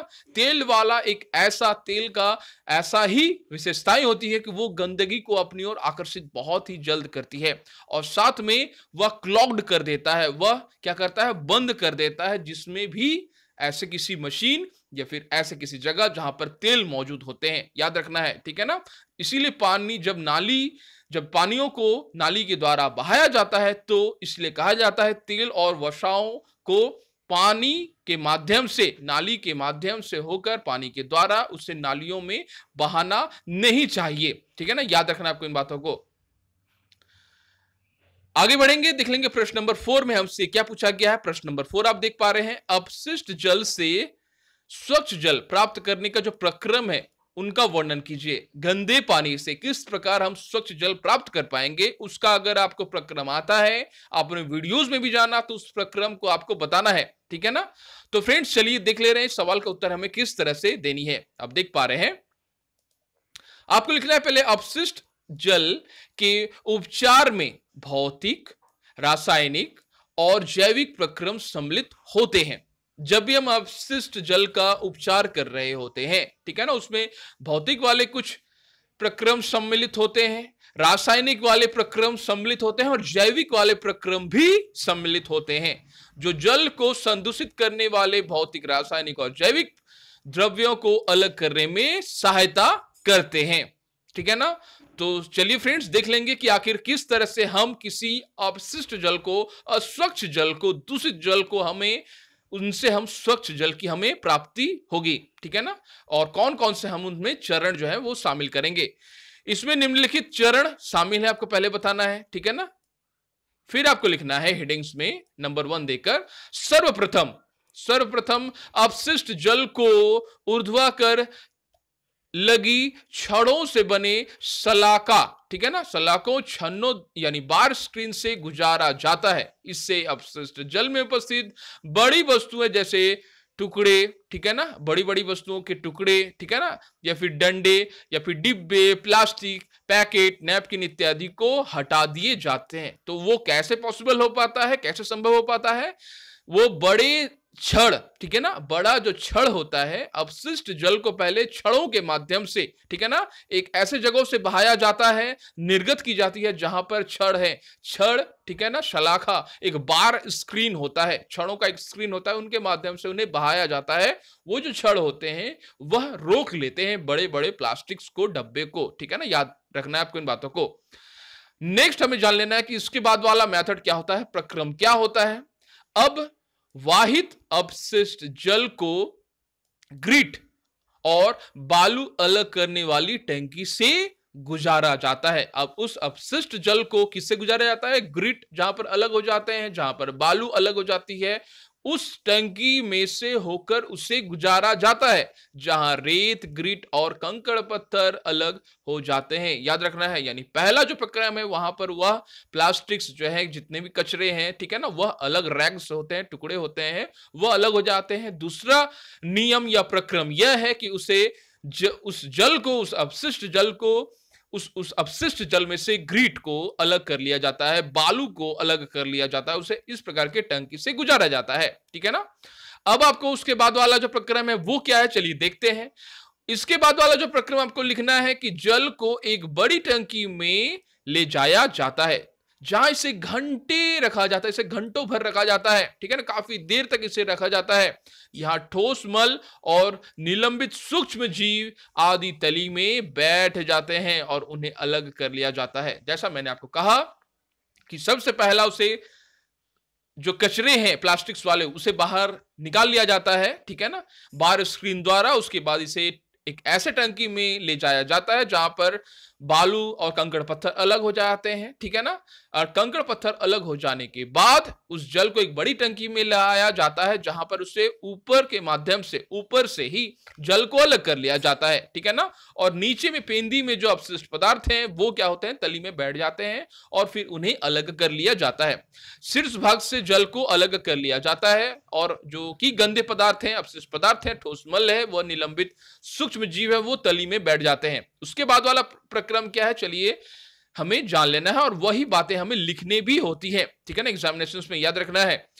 उपचारित जल में अल्प मात्रा में कार्बनिक पदार्थ और निलंबित तत्व होते हैं, ठीक है ना। जैसा मैंने आपको वीडियोस में भी बताया कि उपचारित जल में अल्प मात्रा में कार्बनिक पदार्थ और निलंबित तत्व होते हैं। जल को वितरण तंत्र से निर्मुक्त करने से पहले, ठीक है ना, जल को किस तंत्र से, वितरण तंत्र से निर्मुक्त करने से पहले उसे क्लोरीन अथवा ओजोन जैसे रसायनों से रोगाणु रहित किया जाता है। क्यों रोगाणु रहित किया जाता है, क्योंकि उस अपशिष्ट जल में जितने भी प्रदूषक थे वो तो निकल गई, लेकिन याद रखना है, लेकिन रोगाणुओं अभी भी उसमें है, उस अपशिष्ट जल में। इसीलिए होता क्या है, उसे क्लोरीन, ठीक है ना, उसे क्लोरीन दिया जाता है उस अपशिष्ट वाले पानी में, ठीक है ना, जिसमें ठोस वाले पदार्थ तो बाहर जो है वो निकल ही चुके हैं।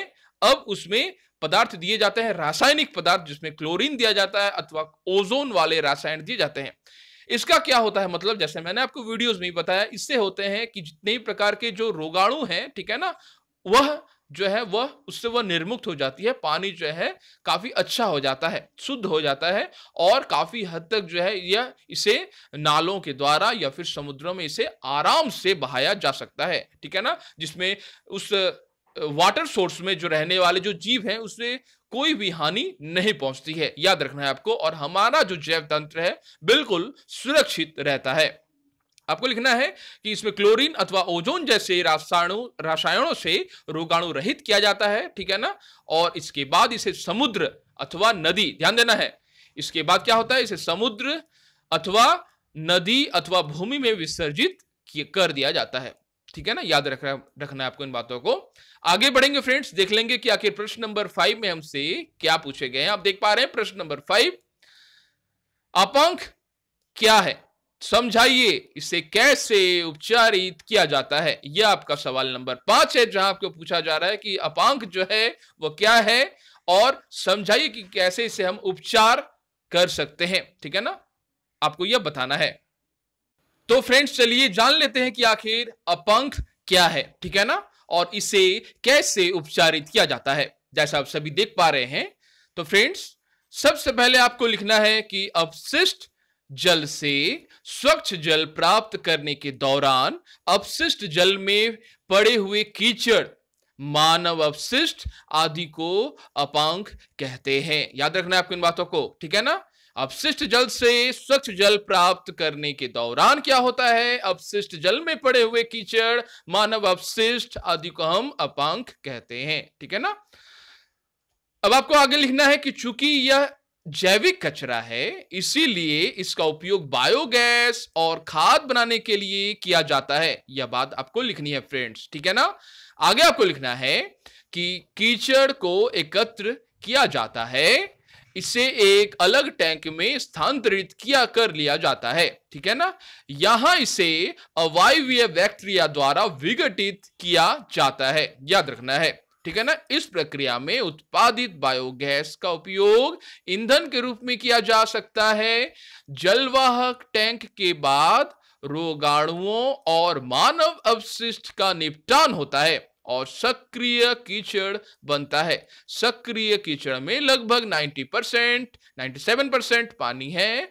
सुखाने वाली मशीनों द्वारा पानी बाहर निकाल लिया जाता है। सूखे कीचड़ का उपयोग खाद के रूप में कर लिया जाता है। तो फ्रेंड्स, जैसा मैंने आपको वीडियोस में भी बताया कि अपशिष्ट जल को स्वच्छ करने के दौरान जितने भी सारे कीचड़ हैं, जो मानव अपशिष्ट हैं, उन्हें हम आपंक कहते हैं। चूंकि एक जैविक कचरा है, ठीक है ना, तो इसका उपयोग हम कैसे करेंगे, खाद के रूप में, बायोगैस के रूप में हम कर लेंगे, ठीक है ना, याद रखना है। और अवायवीय बैक्टीरिया, अवायवीय शोषण करते हैं ऐसे बैक्टीरिया, उनके ही हेल्प से इन्हें विघटित कर दिया जाता है, इन्हें डिकम्पोज कर दिया जाता है और वह डिकम्पोज किया हुआ पदार्थ बायोगैस के रूप में आइदर उपयोग होता है या फिर मैन्योर के रूप में उपयोग होता है। याद रखना है आपको, ठीक है ना। तो फ्रेंड्स, आगे बढ़ेंगे और देख लेंगे कि प्रश्न नंबर 6 में हमसे क्या पूछा गया है। आप देख पा रहे हैं प्रश्न नंबर 6, अनुपचारित मानव मल एक स्वास्थ्य संकट है, कैसे वो आपको समझाना है, ठीक है ना। अगर अनुपचार किया गया मानव मल एक वास्तव में ही स्वास्थ्य के लिए वह संकट है, कैसे स्वास्थ्य के लिए अनुपचारित मल एक स्वास्थ्य संकट है, वो आपको बताने हैं प्रश्न नंबर 6 में, ठीक है ना। तो फ्रेंड्स, चलिए देख ले रहे हैं कि आखिर इस सवाल का उत्तर हमें किस तरह से देना है। आपको फ्रेंड्स सबसे पहले लिखना है, अनुपचारित मानव मल में कई रोगाणु अथवा विषाणु जैसे सूक्ष्म जीव जो है वो मौजूद होते हैं। आप सभी ने जाना कि आखिर किस प्रकार गंदे जल में, ठीक है ना, दूषित जल में आखिर विभिन्न प्रकार के जो माइक्रोब्स होते हैं, ठीक है ना, सूक्ष्म जीव हैं, वो प्रेजेंट होते हैं, ठीक है ना, वो उपस्थित होते हैं।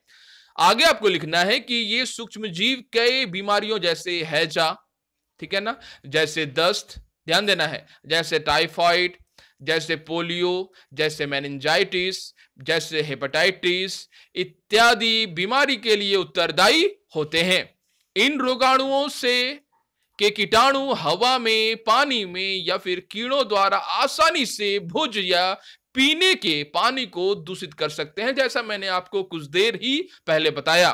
इस प्रकार अनुपचारित मानव मल स्वास्थ्य के लिए खतरा है, ध्यान देना है। आप सभी जानते हैं किसी मल में बैठा हुआ अगर मक्खी जो है, जो हाउस फ्लाई जिसे हम कहते हैं, वह किसी गंदे मल में अगर बैठा है तो उसके जितने भी सारे पैर हैं ना, उनके कीट पतंगों में, पैरों में उपस्थित जितने भी सारे मौजूद होते हैं, ठीक है ना, वह गंदे पदार्थ उसके पैर में चिपक जाते हैं और वह जब हमारे खाने पर आकर बैठती है तो वह उसे दूषित कर देती है और उसे ही खाने से हमारा जो स्वास्थ्य है वो बिगड़ जाता है, फूड पॉइजनिंग होती है, हमारा शरीर जो है काफी अस्वस्थ हो जाता है। और साथ में यह बात भी देखा गया है कि आखिर जो हैजा होने का जो कारण है, दस्त होने का जो कारण है, टाइफाइड होने का जो कारण है, पोलियो, मेनिंजाइटिस या फिर हेपेटाइटिस जैसे रोगाणुओं के होने के जो कारण है, वो इसी प्रकार के गंदे पानी या फिर गंदे खाद्य पदार्थ के सेवन से ही होते हैं। तो हम तो गंदे पानी या फिर गंदे खाद्य पदार्थ को हम ग्रहण नहीं करते हैं, तो फिर यह कैसे पॉसिबल होता है? उस गंदे पदार्थ में उपस्थित विभिन्न प्रकार के जो माइक्रोब्स होते हैं, जो सूक्ष्म जीव जो इसमें जो पनपते हैं, उसमें जो जन्म लेते हैं, वो उड़कर आते हैं और हमारे खाद्य पदार्थ में आकर बैठते हैं और जिस खाद्य पदार्थ के खाने से हमारा जो स्वास्थ्य है, हमारा जो स्वास्थ्य है वो संकट में पड़ जाता है। याद रखना है आपको इन बातों को, ठीक है ना। आगे बढ़ेंगे फ्रेंड्स, देख लेंगे प्रश्न नंबर 7 में हमसे क्या पूछा गया है। आप देख पा रहे हैं प्रश्न नंबर 7, जल को रोगाणु नाशित यानी रोगाणु को मुक्त करने के लिए उपयोग किया जाने वाले 2 रसायन के क्या आप नाम बता सकते हैं फ्रेंड्स। जल को हमें अगर रोगाणु नाशित करना है, रोगाणु मुक्त करना है, तो उसके लिए हम 2 केमिकल्स का, 2 रसायन का हम इस्तेमाल करके जल को हम रोगाणु मुक्त कर सकते हैं। क्या आप उन 2 रसायन के नाम बता सकते हैं कि आखिर वो क्या है? तो फ्रेंड्स, जैसा मैंने आपको वीडियोस में भी बताया, वह नाम है क्लोरीन का, क्लोरीन और ओजोन। ठीक है ना, क्लोरीन और ओजोन दवा उद्योग में जैसे रसायन का उपयोग करके आमतौर पर जल को रोगाणु मुक्त या फिर रोगाणु नाशित करने के लिए किया जाता है। ध्यान देना आपको इन बातों को। इन 2 अगर केमिकल्स का अगर रसायन का उपयोग करें हम, तो जल को रोगाणु मुक्त किया जा सकता है। आगे बढ़ेंगे फ्रेंड्स, देख लेंगे आखिर प्रश्न नंबर 8 में हमसे क्या पूछे गए हैं। आप देख पा रहे हैं प्रश्न नंबर 8, अपशिष्ट जल उपचार संयंत्र में शलाका छन्नों के कार्यों को समझाइए। आखिर छन्नी का जो क्या कार्य है, शलाका का क्या कार्य है, ठीक है ना, उसको आपको बताने हैं। ठीक है ना फ्रेंड्स। तो फ्रेंड्स चलिए देख ले रहे हैं इस सवाल का उत्तर हमें किस तरह से देना है। तो फ्रेंड्स आपको लिखना है कि अपशिष्ट जल से स्वच्छ जल प्राप्त करने के प्रक्रम में सर्वप्रथम क्या करते हैं हम, अपशिष्ट जल को ऊर्ध्वाधर, ठीक है ना, ऊर्ध्वाधर लगी छड़ों से बने सलाखों यानी छन्नों या बार स्क्रीन से गुजारा जाता है। और इससे क्या होता है, अपशिष्ट जल में उपस्थित जो बड़ी वस्तुएं हैं, ठीक है ना, बहुत ही बड़ी वस्तुएं हैं, ठीक है ना, वो जैसे किसी भी वस्तु के टुकड़े हो सकते हैं, डंडे हो सकते हैं, डब्बे हो सकते हैं, प्लास्टिक्स हो सकते हैं, ठीक है ना, या फिर कोई भी नैपकिन हो सकता है, पैकेट्स हो सकता है, वो आदि को हटा लिए जाते हैं, याद रखना है। ठीक है ना, तो यही जनरली जो शलाका है उसका वो कार्य है। ठीक है ना, वो बड़े वस्तुओं को वो छान कर अलग कर देता है अपशिष्ट जल में जो उपस्थित होते हैं। ठीक है ना, याद रखना है आपको इन बातों को।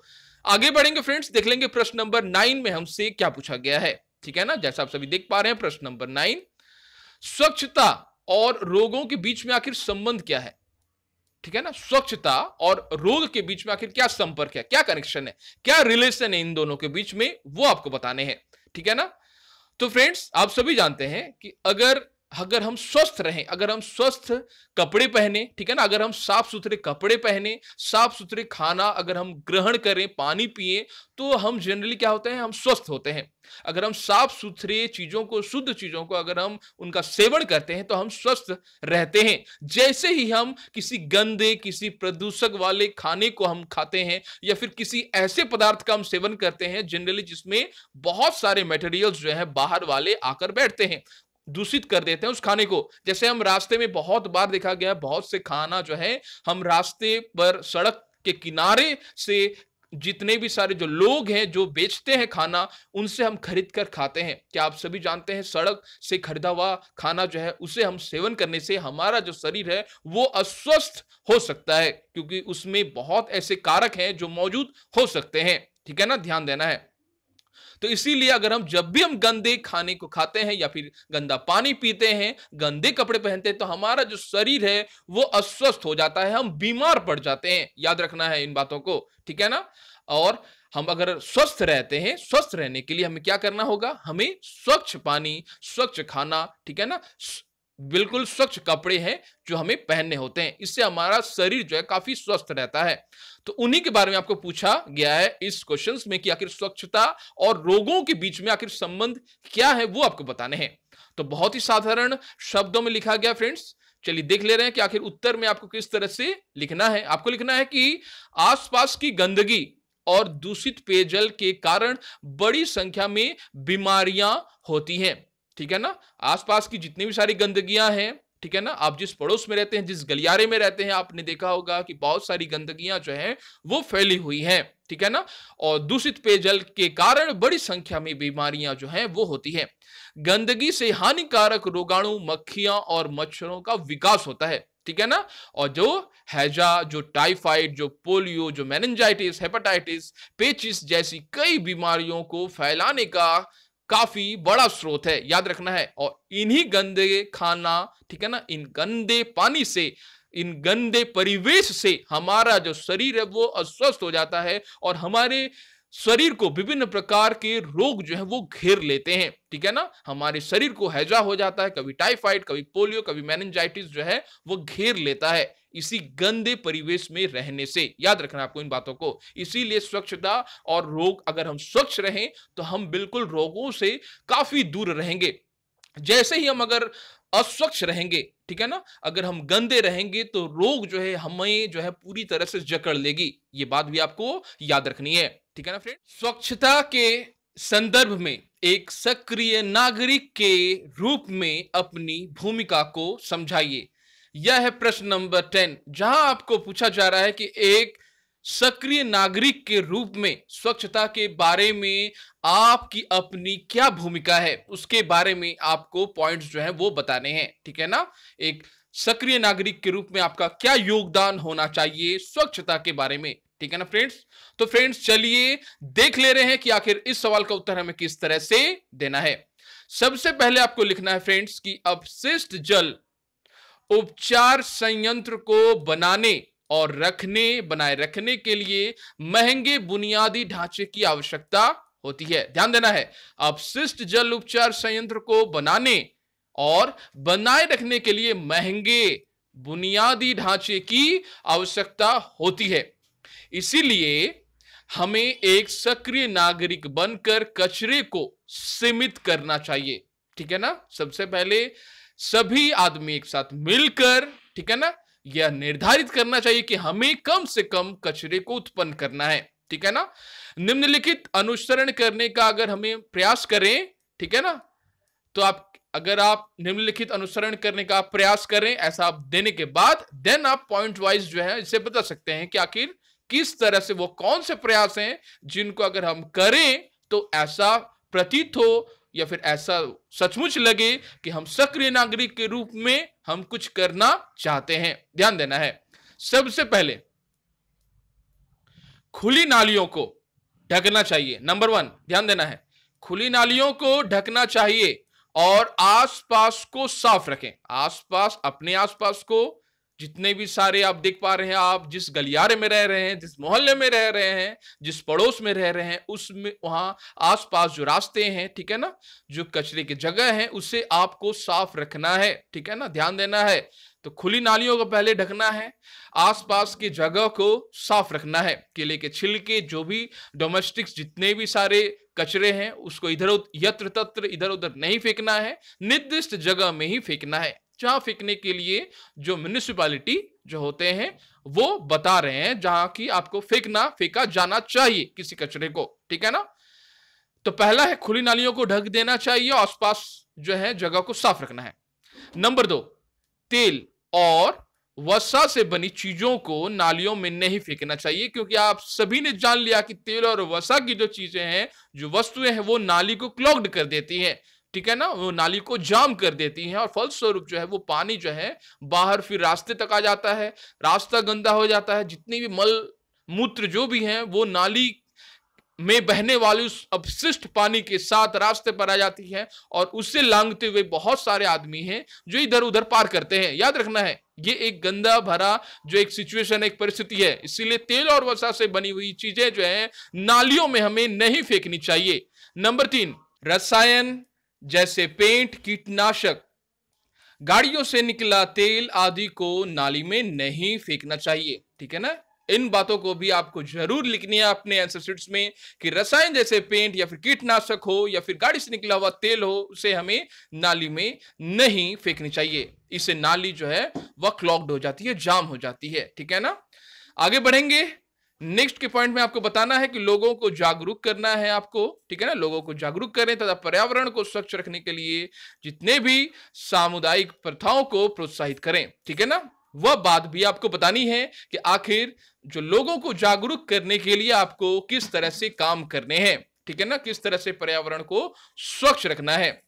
साथ में आपको बताने हैं कि वह प्रोग्राम बताना है, वह कार्यक्रम को करवाना है अपने आसपास में जहां पर आप रह रहे हैं, चाहे वह हो सके महीना में या साल में एक बार या साल में जितने भी ज्यादा हो सके, ऐसे प्रोग्राम जो है कार्यक्रम को संपन्न करवाना है, ठीक है ना, ताकि लोग जो है वो जागरूक हो सके अपने आसपास के पर्यावरण के स्वच्छता को लेकर, ठीक है ना।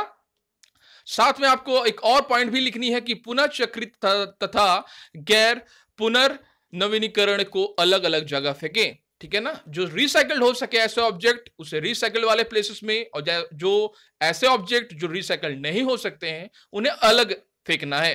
ठीक है ना, याद रखना है, क्योंकि बहुत टाइम ऐसा देखा गया है जहां पर पदार्थ, अवशिष्ट पदार्थ, कचरे फेंके जाते हैं, वहां पर हमें लोहा, ठीक है ना, या फिर कांच के बहुत ऐसे शीशे के टुकड़े या फिर ब्लेड वगैरह नहीं फेंकनी चाहिए। इसके पीछे का रीजंस क्या है? तो फ्रेंड्स, इसके पीछे का रीजंस यह है कि बहुत समय ऐसा देखा गया है कि जितने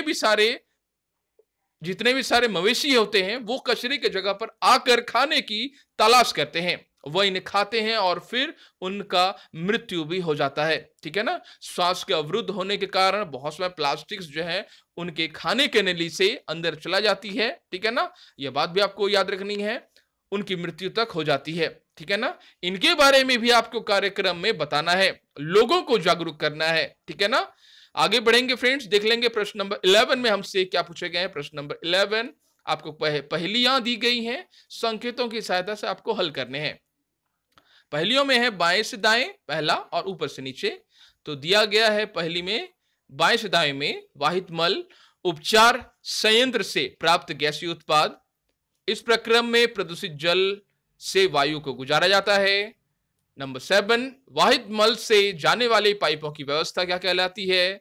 उपयोग के बाद नालियों में बहता जल क्या होता है?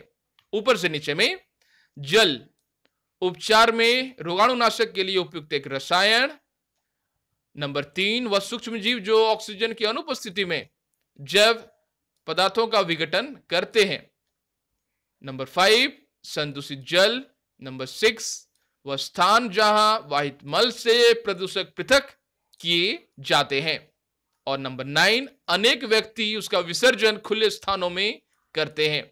यह आपको बाएं से दाएं और ऊपर से नीचे कुछ हिंट्स दिए गए हैं, कुछ संकेत दिए गए हैं। उस संकेत की सहायता से आपको हल करने हैं, इस बॉक्स में वर्गों में भरने हैं जगह को। ठीक है ना, तो फ्रेंड्स आपके लिए मैंने इस संकेत में उपयुक्त होने वाले जो शब्द हैं उसके बारे में भी मैंने आपको बता दिए हैं। आंसर शीट्स में आप देख पा रहे हैं, बाएं से दाएं हो या फिर ऊपर से नीचे। पहला में होगा जैव गैस, फिर वातन, सीवर, वाहित मल। ठीक है ना, पढ़ना है, पढ़ के समझना है आपको पहले बातों को कि कहां हम जैव गैस लिख रहे हैं। ठीक है ना, कहां वातन कहा जा रहा है, कौन सा जगह सीवर है, कौन सा जगह वाहित मल है, ध्यान देना है। ऊपर से नीचे में आपको बताना है ओजोन, अवायवीय जीवाणु। ठीक है ना, और साथ में आपको लिखना है संदूषित जल, उपचार संयंत्र और मल। ठीक है ना, और इस तरह से आप देख पा रहे हैं कि आपके लिए मैंने इस वर्ग पहेली में नंबर 1 से लेकर जितने भी सारे आप नंबर देख पा रहे हैं, नंबर 9 तक जितने भी सारे शब्द हो सकते हैं उनको मैंने लिख के दे दिया है आपके लिए, आप देख पा रहे हैं। ठीक है ना,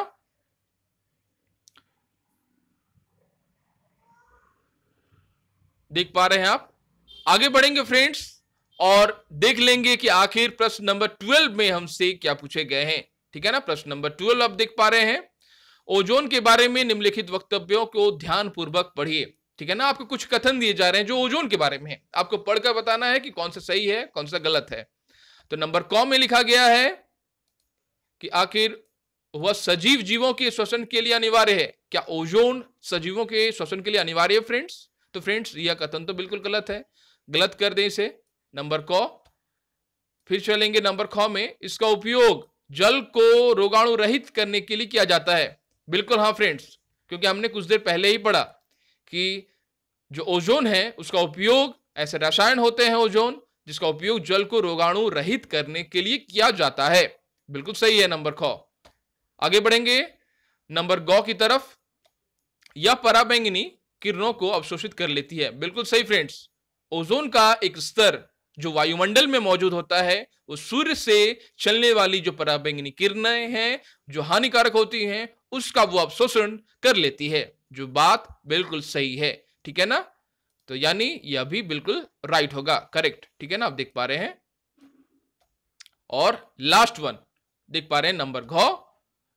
वायु में इसका अनुपात 3% है, लगभग 3% है। तो फ्रेंड्स ऐसी बात नहीं है, वायु जो निम्नलिखित एटमॉस्फेयर जो वायु है ठीक है ना, वह एक अलग चीज है, वह विभिन्न प्रकार के गैसों का मिश्रण है, ठीक है ना। वहीं ओजोन एक अलग परत है, ध्यान देना है, ठीक है ना।